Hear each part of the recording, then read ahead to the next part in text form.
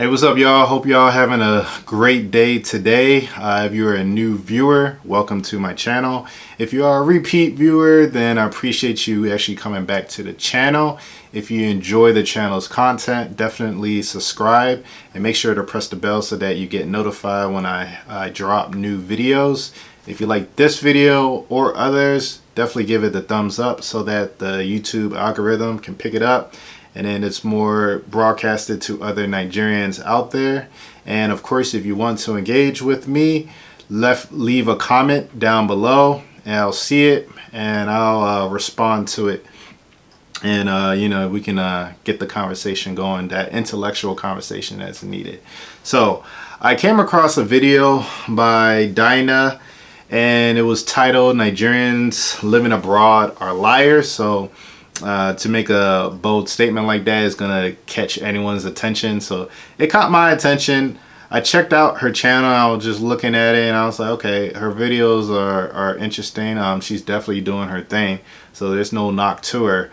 I mean, the videos for the most part seem interesting. It's not the typical content I usually see, which I like. It wasn't a bunch of foolishness. From what I saw, it just looks like someone having a good time. So, you know, channels like that, that's what I like to see. So looked at some of the videos, and then specifically when I was listening to this video, I felt it really important to give my take on the video. If you haven't seen it for yourself, then please look at it first, you know, just to give it some context. The video, I believe it's about 11 minutes long, so it's not too long. So you can always open up a new tab, listen to the video, and then you can come back and then you can understand what I'm saying and when I respond to it. So there was 5 points that I wanted to make on the video. It's not necessarily and I mean, it's not an attack on her or anything like that. It's just more so clarification on my stance, being that I live in the US. I was born here. I like to say I'm a Nigerian born in America. I have over 30 years of experience living abroad and seeing how things are. About a couple years ago, I think like 2 or 3 years ago, went to Nigeria, got that experience. As an adult, it's a lot different than when you're a child. So I kind of get a grasp for the mentality that's over there. And of course, living abroad and living in the US, you know, I already have my experience on what goes on over here. So I'm going to get into it. So just starting with her intro. Really what she was saying was Nigerians in the diaspora tell Nigerians that are back home to don't come. I think the first thing we need to clarify, or that should be clarified, is that there's two different types of diasporans. And even when I make my videos, I have to be cognizant of it so that it makes the content relevant to a certain group of people. So the first diasporan are the ones that lived in Nigeria, grew up in Nigeria, and then relocated abroad for whatever reason that they had to do it. So, you know, they have the understanding of Nigeria, you know, living there, and then they move abroad. The other diasporan are the children of immigrants, Nigerian immigrants, that were born in that country, in that host country, and then they was brought up in, a lot of times, the Nigerian culture, and they got that experience, and then they'll go back and forth to Nigeria here and there. But regardless, they're still in the diaspora. The Nigerians that just live abroad, and that's what it is. So there's two different ones. The reason why I want to say that is the thought process is different. We think slightly differently when you step back and just look at it. Not so much in a bad thing. It's just noticeably different in our values and how we see other people. So I'll kind of give you an example. So someone that, so a Nigerian that was born and raised in Nigeria goes over to let's just say the US, And once they get an education, that's their goal. They're trying to make money and stuff like that. They're doing whatever it takes to get there. They don't really see the social economic problems that affect black people. So their mentality on success is a lot of times based on doing what you're told to do and just having trust in the systems. Now, counter that with Nigerians that are born in the US, like myself, we have a better understanding of systematic racism. And we have, I'll say a good amount of us understand how the system is rigged against us. So when it comes to, and I'm making a point, when it comes to how we just proceed in life and what we see as the end goal, we're more inclined to have the spirit of F the US, we got to get out of here. It's and the reason being for it's just our experience. That's, I mean, from all we've seen, all 30, 25 plus years, we've seen the same bullshit. And we're not so emotionally attached or patriotic as, say, a Nigerian coming from Nigeria into the U.S. would be in accepting everything that America has to offer. Okay, so that's where we're at. We think a little bit differently. So why does that matter? Well, when it comes to interacting with other Nigerians back home, the Nigerian that went over to the U.S. is going to pretty much say, stay where you're at. It's hard here, whatever. You don't want to come over here. It's difficult. It is what it is. A couple of times, because they get that culture shock. For someone like me, I will tell a Nigerian that's home, I will just say, if you're gonna come here, then have your plan together and know what you're doing here. Know what your end goal is. Yeah, you don't want to stay here full time. It's just too damn expensive. Everything you pay for, you got so many bills, it's too damn expensive. You don't want it. Like, your goal should not just be to settle here. This is what I will tell. Not everyone thinks like me. Everyone don't get deep like me. So I'm just saying, this is what I'll tell them. I'll get what you can, get the resources, and then extract that and make yourself, a good living back home. So, I think that's important to understand that we're coming from two different positions, and we're going to interact with other Nigerians that are home that never left in a different way. And I just want to make that point when she was saying, okay, Nigerians in the diaspora saying don't come. Well, which diasporan is she speaking to, or which diasporan is she saying that? And that's the case in point that I'm trying to make. It depends on who the speaker is. The second point that she brought up was, Nigerians want everything for free. The tax issue. Nigerians don't want to pay taxes. And, it's just, no one wants to pay taxes, really. But we understand the benefit. The ones abroad don't understand the benefit. Unfortunately, because of the political system and just the government agencies in Nigeria, they have not done a good job holding their end of the bargain. So the whole point of taxes is you elect people to represent you, because everyone can't be in government. So you gotta have your representatives.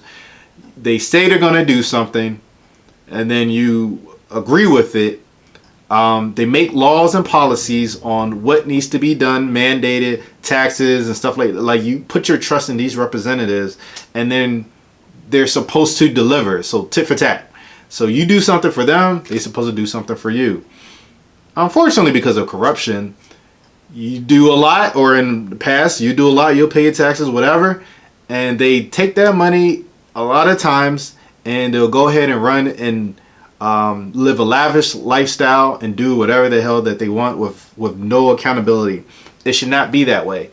When you see those countries, and when you hear about those countries that are the most happiest countries. So a lot of the Nordic countries. So you got was it Finland, Denmark, Norway? Those are always ranked the number 1, 2, and 3 or whatever, the top happiest countries in the world. Why? They pay, their taxes have a lot of benefits to it. So they pay for a lot of programs. So whether it be like maternity leave, senior citizens if you're old, healthcare, free healthcare, roads, schools, like anything that is public, the taxes pay for it. Now they pay a substantially high tax rate. I think average around over 50% of their take-home income goes to taxes. So it's a lot, but they see the benefit. It's nice to know that you have a government that is there to make sure you have some standard of living and you're able to fulfill what you want to fulfill. You have freedom, you have security. It makes you relax, and it makes you it just gives peace of mind, and it enhances the quality of life.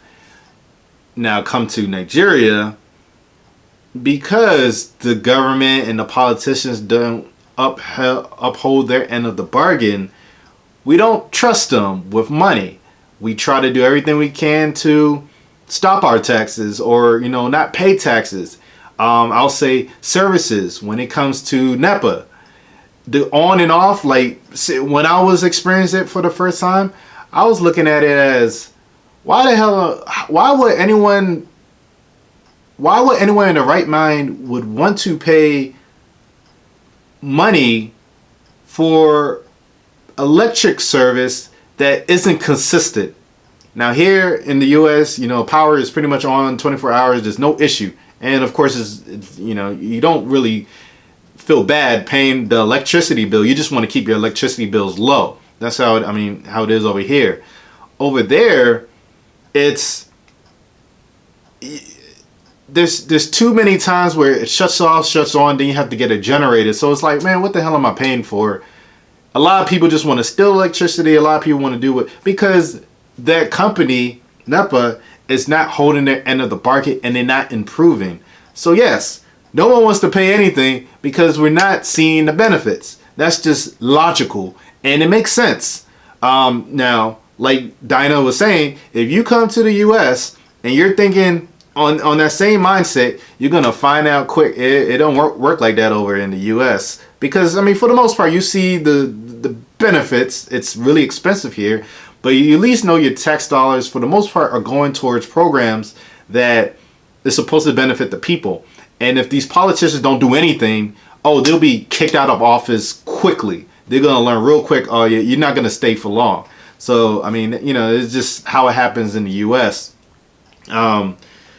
That's the tax situation here. Taxes are good if it's delivering promises that you're supposed to enhance the quality of life. Everyone participates in order, it's a republic. Everyone participates in order to reap the benefits, and that's how it's supposed to work. So yeah, there's nothing free in America, and unfortunately a lot of Nigerians haven't had that experience of understanding how their taxes are benefiting them in a positive way. So that's the tax issue. The third one, how Nigerians view diasporans. So let's just say when we're abroad, so Dyna, she actually touched on like the issues that us diasporans go through. So the racism, the high cost of everything, just the daily struggles of life and what we have to deal with. A lot of Nigerians don't understand what we go through. I remember it's like a few years, maybe like a decade. I was in my mom's house, and I was just cleaning out the attic. I just got tired of it being so messy and disorganized, so I figured, you know what, I'm just gonna clean. There's a lot of stuff. And I remember as I was cleaning, I start seeing some old notebooks and some old just letters. And this is when my dad first came, and he was writing to his family members back home, and every letter will start the same way. Oh, I'm glad you're doing well. We haven't heard from you. Oh, please, we have this issue, this issue, this issue, all this other stuff. Please send money and whatever. Now, I remember the story of what my dad told me when he first came over to America, and he was talking about how he worked at, he was washing floors or whatever, and he was a nurse, or not a nurse. He had like a technical job back in Nigeria. I forgot which company, but he was already educated. So he comes over to America, he's mopping floors, and at the same time, his family are asking for money, and it's just like, he stops responding. He doesn't want to even talk with them or engage with them. Well, that's just a lot of our struggle, or a lot of our parents struggle when they come over here and they realize how much stuff costs. Even though you're getting a high salary compared to Nigerians, you got a cost of living that's also high. So it doesn't, it's like you're working to pay off bills, essentially what it comes down to. So when Nigerians come over to the ones in the diaspora, come visit Nigeria, they like to feel like they're the boss, the king, queen, elitism, if you want to see it that way.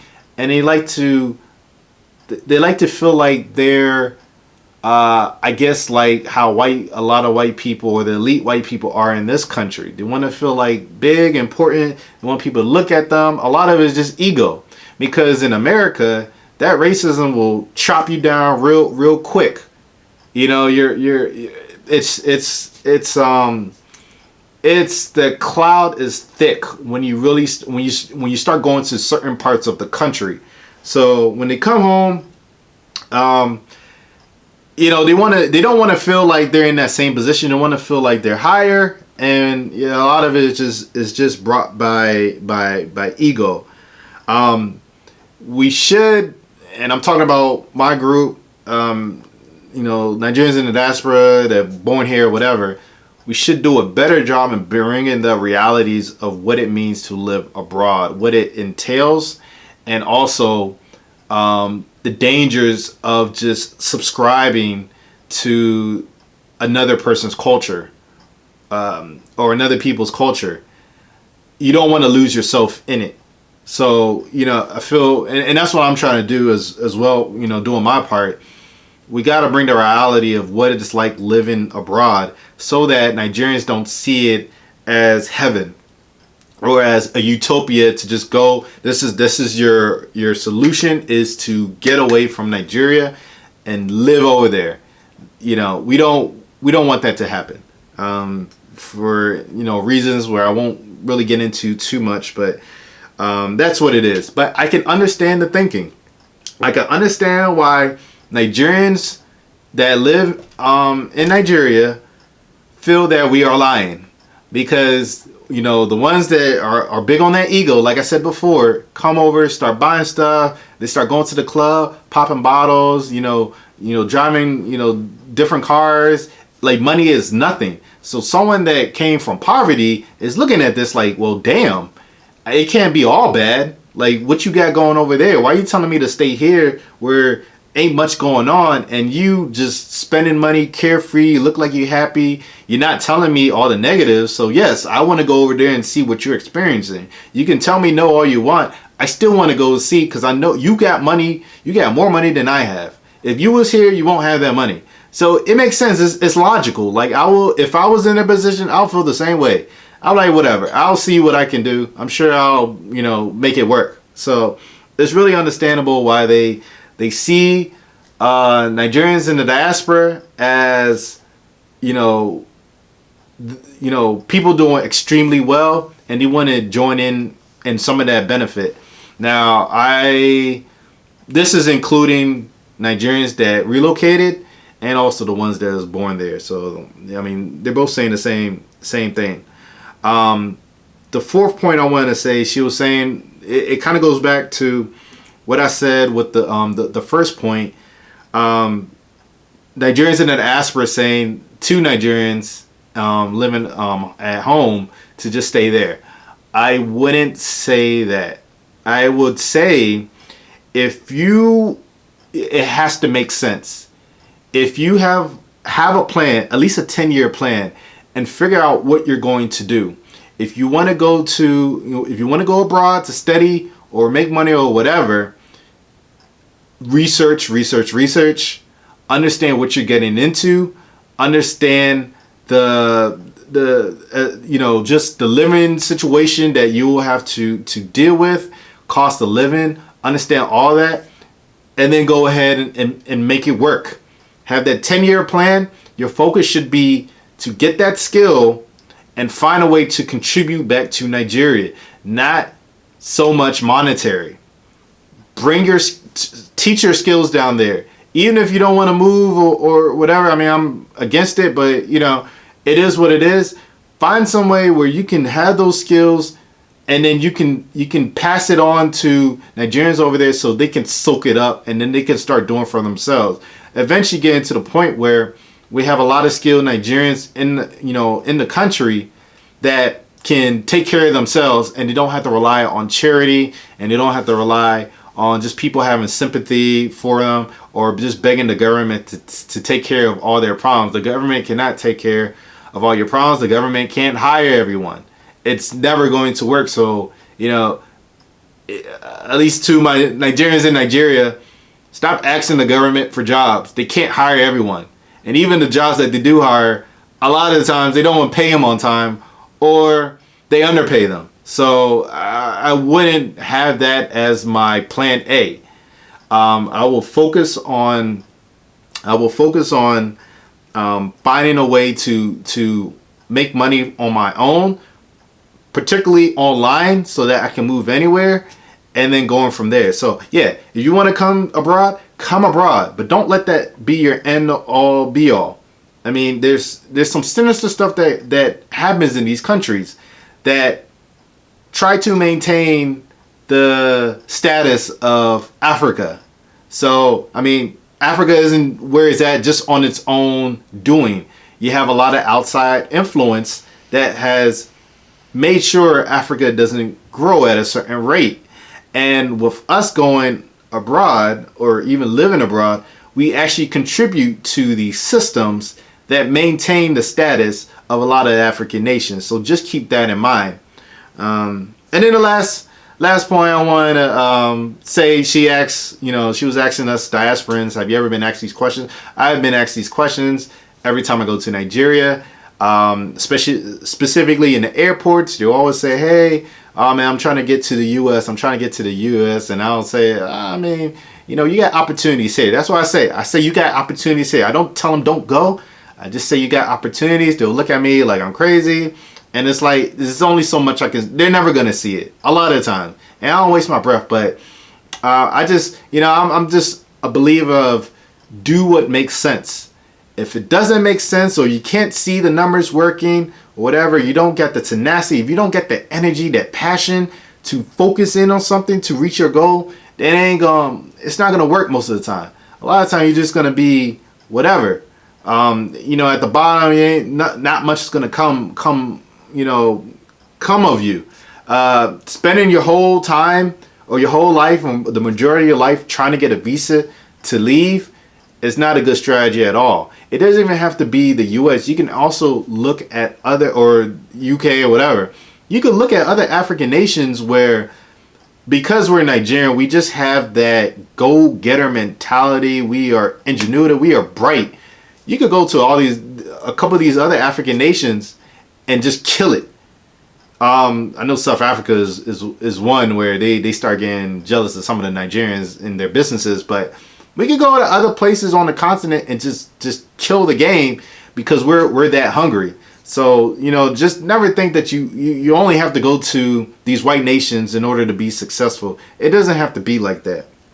So that's my response to the video.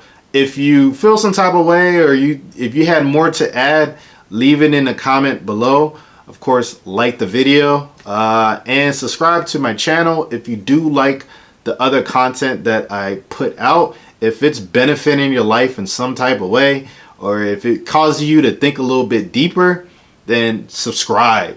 You know, these are videos that I feel passionate about, and I feel is necessary for us to get to the next level of being excellent. That's all I got for you. I got some other videos I'm in the making that I'm trying to plan and put out there. Catch me in the next